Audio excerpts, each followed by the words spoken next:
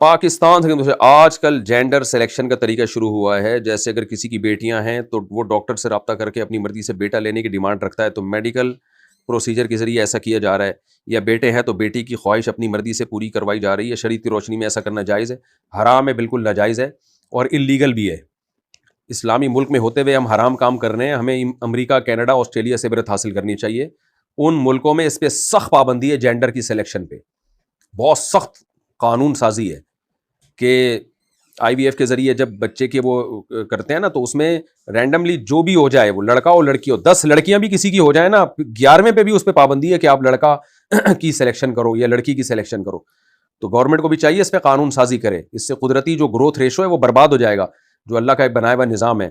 یہب لمن یشاء اناثا ویہب لمن یشاء الذکور. اللہ کہتے ہیں جس کو چاہتا ہوں بیٹیاں, جس کو چاہتا ہوں بیٹا دیتا ہوں. تو یہ رینڈملی جو بھی ہو جائے بس اس کو اللہ پہ چھوڑ دیا جائے. خود سے جینڈر کی سلیکشن کہ لڑکا ہو یا لڑکی ہو, یہ حرام اور ناجائز ہے.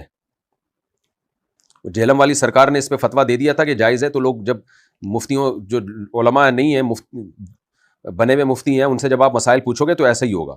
ایسے تو میرے بھائی ہر شخص جو ہے وہ لڑکا سلیکٹ کرے گا, ہر جوڑا 100 میں کسی ایک کو لڑکی چاہیے ہوگی, پھر تو یہ تو گروتھ ریشو ساری ایسی کی تیسی ہو جائے گی اس کی جو قدرتی ہے. تو امریکہ, کینیڈا, آسٹریلیا والوں کو یہ بات سمجھ میں آ گئی ہے کہ بھائی اس طرح تو قدرتی نظام برباد ہو جائے گا, اور یہاں بیٹھ کے لوگ علم حاصل کیے بغیر فتوے دے رہے ہیں. تو جینڈر کی سلیکشن ناجائز اور حرام ہے. رینڈملی جو بھی ہو, 6 لڑکے ہو جائیں, 6 لڑکیاں ہو جائیں, 2 لڑکے ہو جائیں, 2 لڑکیاں ہو جائیں, جیسے قدرتی طریقے سے چلا آ رہا ہے اس کو اسی طرح سے چلنے دیا جائے گا, تاکہ گروتھ ریشو جو ہے نا لڑکے لڑکیوں کا, اس میں انسان کی ارادوں کی دخل اندازی نہ ہو. کیونکہ انسان جس چیز میں بھی ٹانگ اڑاتا ہے نا قدرت کے کاموں میں, آگے اس کے سائڈ افیکٹ بہت خطرناک ہوتے ہیں.